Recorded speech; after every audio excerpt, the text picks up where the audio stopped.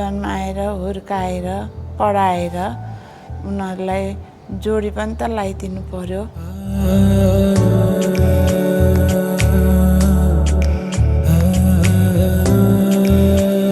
जे होस् उनीहरूको दाम्पत्य जीवन सुखमय बितोस्, यही चाहन्छु।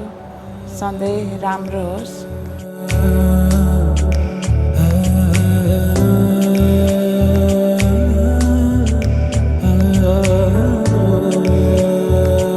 खुसी खुसी जिन्दगी बिताउन्, सधैँ रमाउन्, हाँसुन्, त्यही हो मेरो उनीहरूलाई धेरै धेरै शुभकामना, बधाई, आशीर्वाद।